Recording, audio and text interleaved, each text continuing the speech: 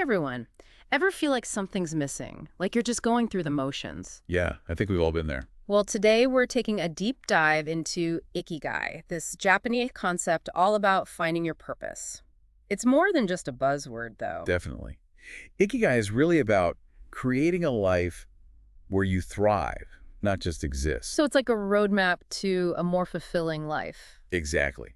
Think of it as a Venn diagram, four overlapping circles. Okay, I'm intrigued. What are these circles? Each one represents a key element, what you love, what you're good at, what the world needs, and of course, what you can be paid for. Ikigai is where they all meet. So finding that one perfect job that combines passion, talent, making a difference, and a paycheck. It's not always about one perfect job. Think of it more holistically. It's about these elements and how they fit into your whole life, your work, your passions, everything. So it's bigger than just a career. Right. Imagine, say, a social worker. They love helping people, and they're good at it. That's two elements already. Makes sense. But what if they're burnt out and underpaid? That doesn't sound very fulfilling. Exactly. It's about balance. Ikigai is about a sustainable life, not just fleeting joy. All four elements need to work together. So Ikigai is more about designing a life where your passions, work, and how you contribute to the world all fit together. That's the idea. But let's break it down, starting with what you love. Hmm. What are you naturally drawn to, even if you're not a pro? Oh, this is where I confess my pottery class disaster. I thought I'd be an artist, but not so much. But that's part of the process, right? You try things, you learn, you get closer to what you truly love. So embracing those happy accidents along the way. Exactly. It's about gathering data. Each experience, good or bad, tells you something about what brings you joy. Makes sense. And discovering what you love often goes hand in hand with recognizing what you're good at, Right. right? So is that all about talent, or can we get better at things we enjoy? It's both. It's innate ability, but also honed skills. Right. Like you have this knack for making people laugh. Well, someone has to keep things light, but I never really thought of that as a skill, more like, a personality quirk. But it is a skill. You connect with people, you understand humor, you use it to create joy. You've clearly gotten good at it over time. So it's about spotting our strengths and figuring out how to use them, even in unexpected ways. Okay, what about what the world needs? That one feels a little, I don't know, overwhelming. It doesn't have to be. Think about what you're good at and how that could meet a need around you. Maybe you're organized and could help a local charity. So like a Venn diagram of purpose, where our talents meet the world's needs. Exactly. And it doesn't have to be saving the world. Even small acts make a difference, like the Japanese concept of moai, community support.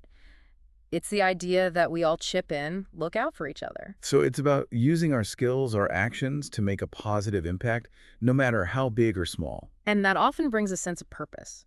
It's incredibly motivating to know you're contributing to something bigger than yourself. It is. Okay, now for the tricky part, the one we can't ignore. What you can be paid for. This is where I think some people get stuck, especially if their passion isn't exactly a moneymaker. Absolutely. This one's all about practicality. It's not saying money's everything, but you need to be realistic. Remember, we're aiming for balance. You could love painting, but if you can't pay your bills, well, that's not going to feel good for long. Right. It's about finding that sweet spot where you can pursue what you love and make a living. Exactly. So maybe you teach art classes, sell online, or find a way to weave those skills into a more traditional job. So it's about thinking outside the box, finding those creative ways to make things work. But what about the folks who are stuck in jobs that drain them? They're not living their ikigai, that's for sure. Oh, absolutely. It's Yeah. tough, right? It's like, wearing shoes that are way too small. You can't keep going like that. Yeah, painful and not sustainable. So where do you even start if you're in that situation? Well, I think it's about small steps. Oh. Even if it's just carving out 30 minutes a day to do something you love or that connects with, like a cause you believe in. Small steps, okay. But let's be real, finding that perfect balance between all four ikigai elements, isn't that kind of a fantasy? It can be tough. Hmm? There are going to be trade-offs. You might find a job that you're passionate about and helps the world, but maybe the pay's not ideal. Or, you're making good money, but you're craving more creative expression. So finding a balance that works for you, knowing it's going to change over time. Exactly. It's a dance, Mhm. You're always adjusting, trying to find that rhythm. The important thing is being aware of those four elements and intentionally bringing them into your life in a sustainable way. What about those folks who are just lost? They hate their job, haven't found their passion. They're like, Ikigai, what's that? Well, first, I'd say don't be so hard on yourself. It's a process. Start with what matters to you, your values, what kind of impact you want to have. So self-reflection is key. Yeah, figure out what makes you tick. And then you can start looking at paths that fit those values. Maybe it's a new hobby. Maybe it's volunteering. You can even talk to your boss. See if you can find more meaning in what you're already doing. Okay, so maybe not quitting your job tomorrow. But what about this whole follow your passion advice? Is that always a recipe for disaster or? Well, it really depends. Sometimes turning a hobby into a job, it can take the fun out of it. But if you're truly passionate and you're willing to put in the work, then yeah, it can be a way to find your Ikigai. But it's not just about blindly chasing a dream. You need to think about the practical stuff, right? The skills you might need, what the market's like. Definitely. You got to be realistic. Maybe you need to take some classes or network or even start a side hustle to test it out. Being strategic, make a plan that's exciting but also like actually doable. I like that. You know, we talk about Ikigai and people often jump to careers, but it's bigger than that, right? It's about finding that purpose in all areas of your life. Absolutely. It's about your relationships, how you connect with your community, what you do in your free time. It's about living intentionally. It's a mindset, a way of being in the world. You're always looking for ways to live out those passions, connect with people, make a difference. Exactly. And it's amazing. Studies have shown that people who have a strong sense of Ikigai, they tend to live longer, healthier lives. Wait, really? So it's not just a nice idea, it actually has an impact on our well-being. Yeah. There's research, especially from Japan, that shows a link between Ikigai and longevity, lower stress, better mental and physical health. That's incredible. Why do you think it has such a big impact? Well, when you have a purpose, you wake up with a reason to get out of bed. You're connected to something bigger than yourself. Like having a compass, it guides you through the tough times, right? You're never really lost because you have that direction. Exactly. It gives you resilience, motivation, a feeling of fulfillment. You know, just talking about this is making me want to find ways to bring more Ikigai into my life. Me too.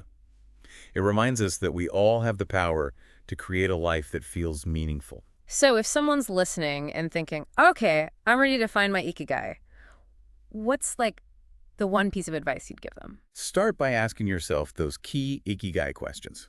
What do I love? What am I good at? What does the world need?